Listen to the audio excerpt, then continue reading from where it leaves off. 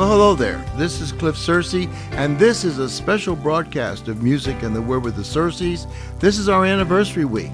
Would you believe that the radio broadcast that you're listening to, it actually had its beginnings 9 years ago on April 1st. Yes, April Fool's Day of 2013. And we're going to tell you the story of how that happened and how this radio broadcast grew from that first broadcast that we did, and that grew into a broadcast that's now on 15 radio stations and on 2 TV stations. And so we're so excited for what the Lord has done, and we'll be talking about that in just a moment. I'm going to be replaying that first message from that April 1st, 2013 broadcast. And at the end, you're going to hear a surprise visit by Dave Colonan of the Couriers. He's now with the Lord, but he's the one that mentored me and got me started in these broadcasts. And these broadcasts only really exist because of his intervention and his mentoring of me in regard to that, and how he really made the connection to make these broadcasts a reality. And we'll talk about that a little later. Right now, here's a song that we recorded probably about a dozen years ago. What a great song. It talks about how today I'm still feeling fine.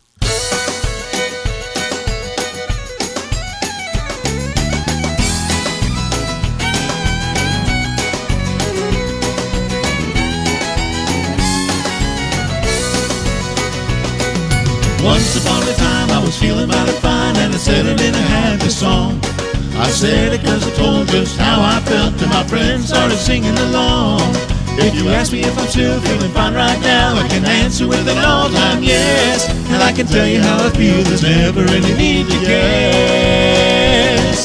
Well, I'm still feeling fine after all this time, I'm feeling mighty fine today. Every day I'm climbing just a little bit higher, walking up the King's Highway. I still want to go where the milk and honey flow, and I'm not going to change my mind. Happy on the journey, and I'm still feeling mighty fine.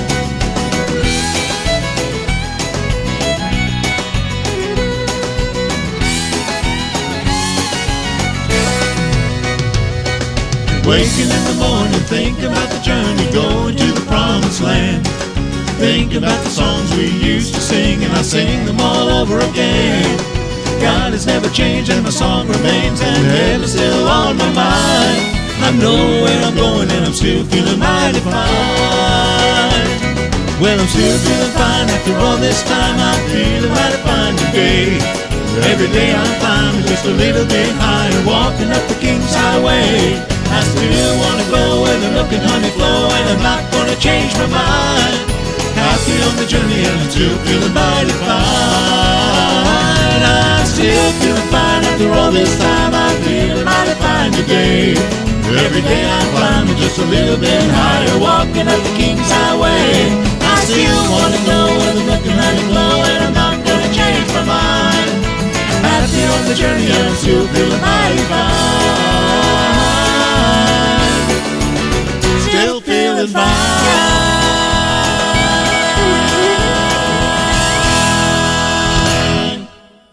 One of the greatest mentors I've had in my entire life is Dave Colonan of the Couriers. Many of you know the Couriers have been for many, many years. Starting in 1955, they've been one of the top gospel groups, and they've won many Dove Awards. They've won all kinds of different accolades over the years. And Dave's been a good friend, and he had a radio program that aired on Monday nights. And because of his travels with the Couriers, he had to be away sometimes and didn't get back in time to do the live broadcast.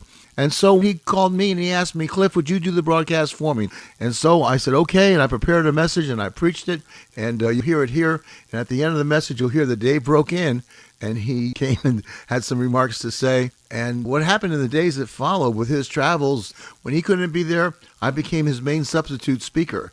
And after a short time of doing that, then he went to the management and the ownership of the station, and he asked them if I could have my own broadcast. And they told me one day, we're going to give you your own broadcast that you can have for yourself. We've named it Music and the Word with the Cerces. We've now grown to 15 stations of radio and 2 on television, okay?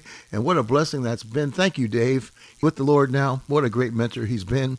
And I just appreciate him and his wife, Judy, so much, and all Couriers. So here's the message, the way it was aired on that night on April 1st, 2013. Moved to Pennsylvania in the late 1970s to join a group called the Gabriels, and that actually happened because of the Couriers. You folks that tune in on Monday nights, you all know who Dave Colonan is, who heads these up and takes the meetings on Monday nights. Dave's group, the Couriers, were a big influence on my life when I was growing up, and actually they were involved in the fact that I moved to Pennsylvania in 1978 and joined this group of Gabriels that worked very closely with them. And then in the early 80s, the Couriers took off several years from their travels, and I played piano some for Dave and his family, and did some TV work with him. And the tenor for that group, Dwayne Nicholson, he spent about a year and a half playing piano for him, working on the TV program and working on the recordings for Dave and Dwayne and their families. And so we got kind of close during those years. Dave and I go back kind of far. I first saw him in 1963 at a concert with the Couriers and the Blacker Brothers, and it changed my life. I was just a few months short of my 12th birthday, and I walked away from that concert deciding I wanted to be a gospel singer when I grew up, and had no idea that ever was going to come true, or that the people that I saw on the stage, many of them would turn out to be some of the best friends that I would have in my life. My first conversation with Dave was in 1965. In fact, in a few days, the end of this week, it will be 48 years to the date. I had a little singing group. I was about 14 years old, and I was singing first tenor, and we had a bass singer that was just a couple of years older than me, and he wasn't singing bass. He was barely singing high baritone. And Dave's voice, as you know, was so low and so rich, and we wanted to get our bass singer to sing like that. So I'll never forget, I asked Dave, first conversation we ever had, how can our bass singer get to have a low voice? And Dave just looked at us and said, just eat a lot of mashed potatoes. So the guy in my group said, okay, I'll do it. A couple of years went by, and he didn't get any lower, but he gained a lot of weight, and he probably never forgave Dave for that. But our friendship continued through the years, and I'm still a gospel singer today. And Dave and his wife, Judy, have been really so nice to us. We stayed in their home overnight as guests several times when we sung in the area, and they've all helped us so much, all the Couriers as well as Dave. Very big privilege to be able to speak to you folks tonight, and I hope that what we have to say here will not just be stuff that wastes your time, but something that will be of some benefit to you. When Dave Colonen asked me to speak, and he told me it was going to be April 1st, the first thing I said to him, why are you asking me to preach on April Fool's Day? I wasn't sure just what the significance of that was, but I said, okay, we'll put Cliff in on April Fool's Day. And interesting day. It's called All Fool's Day. Also, it has been in the past. And I was kind of curious how long April Fool's Day has been around, and I was so shocked to find out that it goes back years before Jesus was born. Would you believe that the Persians actually started doing something about pulling pranks on their friends as far back as 536 BC? It's about 500 years before Christ was born. And what they would do, they would play pranks and jokes on each other on the 14th day of their new year, which was April 1st most years. Doing some research here, I found out that even as far back as 1392, Chaucer made a reference to gags and jokes being made on April 1st back in the Canterbury Tales. One of the biggest hoaxes ever pulled was pulled in 1698, over 300 years ago. On April 1st, they had announced that there was going to be a big event. They actually printed tickets throughout all of London and passed them out so people could come see the washing of the lions at the Tower of London. And people were going to be able to come up there with that ticket and be able to see all the lions washed. And people showed up with the ticket in their hand, and, of course, there was no such thing. And just a big hoax. A lot of people play pranks today. Maybe they played them on you. Somebody gets you with a prank. My wife got me here in Missouri. Bruce will know that we've had a lot of snow. It's actually been, they say, the coldest March that we've had on record. Usually by about the third week of wintertime is gone here where we live. But it's been cold right up until, we've had cold weather right up until now. And we've had a lot of snow this month of March, and that never happens. And my wife told me today, she said she heard the weather report that there was going to be 8 to 10 inches of snow coming on Thursday. And I bought it, hook, line, and sinker. I just bought the whole thing. So she fooled me. And I haven't played any kind of a April Fool's joke of any kind on her or anything. But, it's not even 7:15 here in the Midwest, and they're still young. So we'll see what happens as we get along. I'm sure some of you heard the story about the atheist who went to court and sued his boss for discrimination. See, he got in a big argument with his boss, and he says, look, this just isn't right, because I'm an atheist, I don't believe in God, and I have no regard at all for all these holidays. And you have all these holidays, you're paying people to be off. They're celebrating Thanksgiving, Christmas Eve, Christmas, Good Friday, Easter. All these holidays have to do with religion. I think atheists ought to have a holiday. You can't just keep having holidays just for Christians. You'd have a holiday for atheists, too. So the boss refused, and after a while, he took him to court and sued him for discrimination. He told the judge it's not fair. There's no holiday for atheists. And the judge asked the bailiff to bring him the Bible, and he turned to Psalm 14, verse 1. And he read there, it says, the fool hath said in his heart, there is no God. He says, you're an atheist? Yeah. He goes, well, then the Bible calls you a fool. So there is a holiday for you, April Fool's Day. And so I'm going to turn down your request here. You lose the case. It's an old story, but it's just interesting to me that the Bible says that the person that doesn't believe in God is a fool. It's kind of strong language. Nobody likes to be laughed at. No one likes to be called a fool. I don't mind if people laugh with me, but nobody really likes someone to laugh at them. And you want to talk about fighting words. Have somebody come up to you and call you a fool, and people are ready to put the dukes up right away, it seems, you know. But the Bible says that if you don't believe that there's a God, the Bible says that you're a fool. The Bible takes the position that a person that doesn't believe in God is a fool because he ought to know better. And I got thinking about that. You know, they taught me in high school that there was a thing called the Big Bang Theory, where they said, I'm trying to remember the exact words they said. I think it was that two worlds way, way back collided, and when they did, there was, I think they called it a fortuitous occurrence of atoms, whatever that means. And out of this big collision, this world was formed, and it went hurled out into space, and it landed in orbit right where it is right now, and they tell us that's how the world began. That's the most foolish thing I ever heard of. I read some time ago, and I can't remember how many miles it said, but it explained that the Earth in its orbit is exactly where it needs to be. If it was just a small amount of miles in its orbit closer to the sun, then in the summertime, we'd burn up.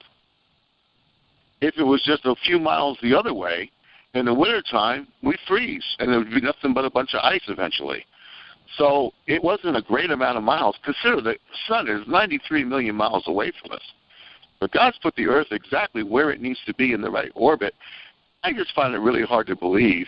I mean, just how would a person come to the conclusion that the Earth just happened with all the perfection of how everything operates and just happened to land here because two big worlds collided?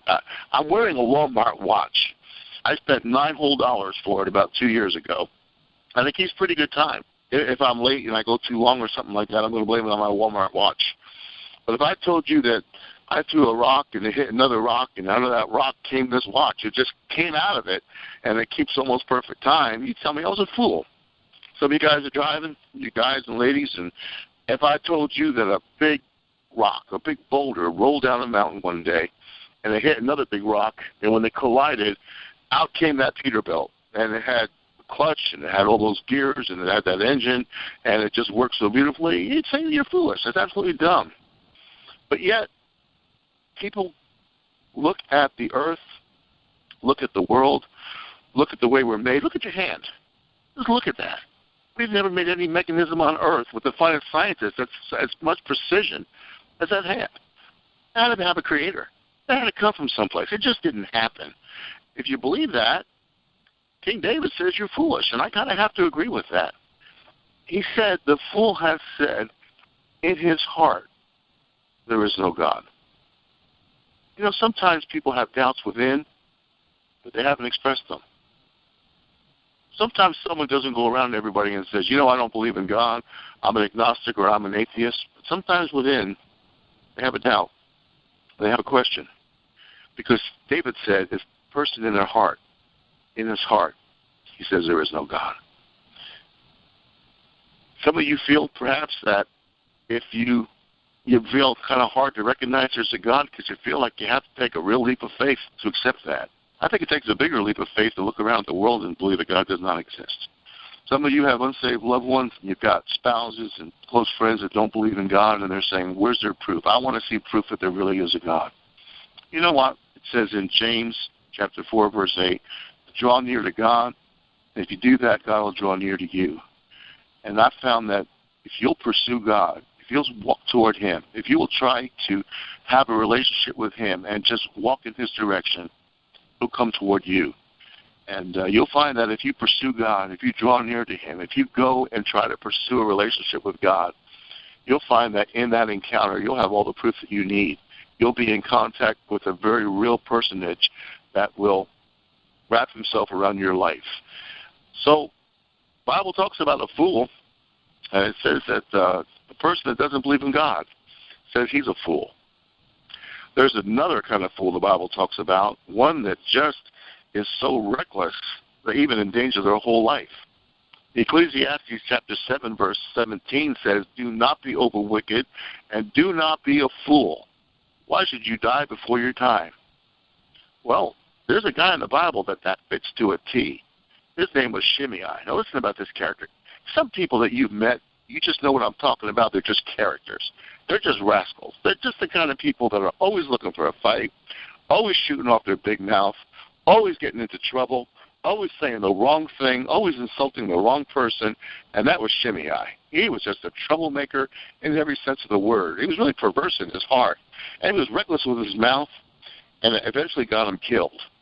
King David was the king over Israel and Judah, and one of his sons rebelled against him. The guy's name was Absalom, and he plotted to overthrow his dad, King David, and he did. And that's a long story, but to make a long story short, he fooled the people, and he went and took his father's throne and established himself as king, and David, it appeared that he was run out of town. I'm not sure that's exactly true. He did leave town, but if you remember, King David was superior as a warrior. He was a real strategist. Back when he was serving under King Saul, they said Saul has killed his thousands, but David his 10,000s. There was never a warrior like him before. Him with his army and his people, they could have taken his son Absalom out with just like snapping a finger. But he didn't do it. He loved his son, and he didn't want to see him die. So rather than have a big confrontation, David just packed it up and just left town. Well, on the way out of town, we read the story in 2 Samuel chapter 16, verse 3. This guy Shimei comes up, and he was somebody who was very loyal to the King Saul that was there before David, and he saw David, and he cursed him, and then he did something that in that culture was a real insult. He cursed him, and he threw stones at him, and he picked up dirt and dust and threw that at him, at cursing him. Well, that was something that was guilty of a death penalty. You didn't do that to a king. And the men that were with David, they said, okay, this guy's a dead dog. Let's take this guy. Let's kill him right now. And David said, nah, let's not do that. Let's just leave it go. Let's let it alone. Let it go. And David just left town. Well, you know, when you do something as wrong as what King Absalom did, David's son, you're not going to get away with it. And he met his death, unfortunately, by a freak accident. And so David comes back to town. He's about to get back on the throne and take his throne back. And guess who is one of the first people in line to see him? Yeah, this rascal Shimei. He's there, and he bows down, and he apologizes, and he's so sorry, and please, David, you didn't really think I was serious, did you? You knew that was a joke, right? I mean, you really didn't think that I really meant that. You know, he's trying to pull that kind of a con. And David didn't buy it. And the men with David said, let's put this guy to death. He should have been killed before. Let's do it now. But David says, no, I'm not going to put you to death. We read that later. He says, I won't put you to death. But then when it was time for King David to die, and he just had a little time left, 1 Kings chapter 2 tells us the story. He gets his son Solomon, who's going to take his place on the throne, and he says, listen, while I'm briefing you on stuff that has to happen, let me talk about this guy Shimei. This guy's a real troublemaker. He said, I'll tell you what, you better put clamps on this guy. You better keep your eye on this guy, because this guy, you give him an inch, he'll take a yard. So you better just kind of make sure you keep this guy in check. And David said, I told him I wasn't going to put him to death, but I didn't make any promises about what anybody else was going to do. So after King David died, we read about this in the next chapter, he gets a hold of Shimei, King Solomon does, the new king, and brings him in here. And he says, Shimei, you caused a lot of trouble for my dad. Now here's the deal. You go build yourself a house in Jerusalem and you stay there. I'm going to let you live, but I'm going to confine you to Jerusalem. You go there, you stay there, don't you dare cross the brook Kidron. Because if you cross the brook, if you leave Jerusalem, you're dead. As long as you stay in the city, you're going to be safe. But if you leave, you're dead. He said, by the way, he said, now do you understand what I'm saying? Do you agree? And he said, I agree. I promise you, I'll never leave Jerusalem. Well, he did it for 3 years. Well, we read in 1 Kings chapter 2 that 3 years later, there were 2 servants of his that ran away. And he found out they were in Gath, so he went and left his city, went and got them, and he thought that no one noticed when he came back across the line. But Solomon caught up with him and goes, I heard you went and got your servants. Did you do that? And he goes, yeah, I did. Didn't you agree that you would do it? Yeah, but, Solomon, you weren't really serious about that, were you? He had that same attitude. He was executed on the spot. Look again at Ecclesiastes 7, verse 17. It says, do not be over wicked, and do not be a fool. Why should you die before your time? Interesting that Ecclesiastes was written by King Solomon. I'm wondering, when he was writing about a fool that dies before his time that has no reason to have to die, I wonder if he was thinking about Shimei. I mean, what a fool. He did something worthy of the death penalty. And he was told, tell you what, just stay in town. Don't go away. I'm going to give you a walk. I'm going to give you a pardon. I'm going to give you another chance. All you got to do is stay here in Jerusalem. It's not like he banished him out in the middle of nowhere. He was there in the main city. Anything he ever wanted was right there. He said, look, just stay there, and you can live here the rest of your life until you're an old man. Why was Shimei a fool? There's no reason in the world he should die. He was just as reckless as could be. He left the place of safety.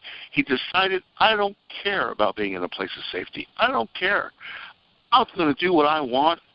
And even though there's a provision that's made for me and there's a plan that's been made, and even though there's something that I've got, I don't think King Solomon's really going to do that. I don't think he really meant what he said. I'm going to do what I want to do. Kind of sounds like the message that the serpent gave to Eve in the Garden of Eden. Said, has God really said this? Does God really mean what he says? Same way that Shimei thought he could get away with things, and he thought that King Solomon didn't really mean what he said. By the same token, some people think God doesn't really mean what he says.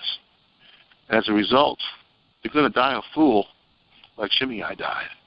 Maybe not in this life, but there's nothing worse than to go through spiritual death and to wind up going into eternity without God. Don't be a fool like Shimei. There's a place of safety and provision for everyone that's listening to me tonight.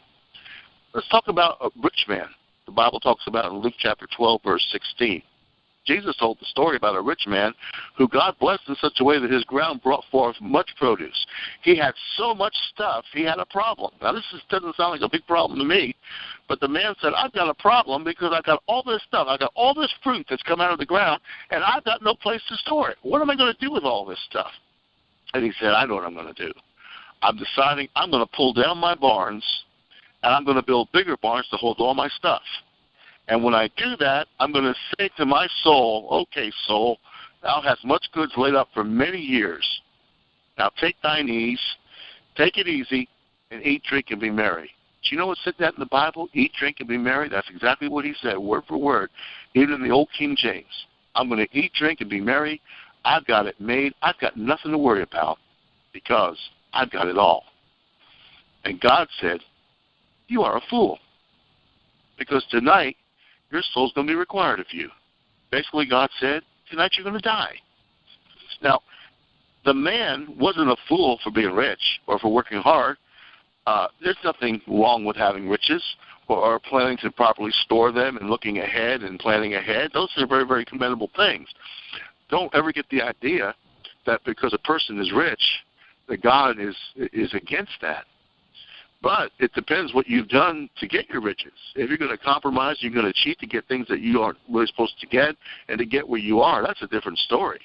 But if God blesses you and he blesses you to the point where you have riches or you're well off, that's a good thing. And that wasn't what the man's problem was.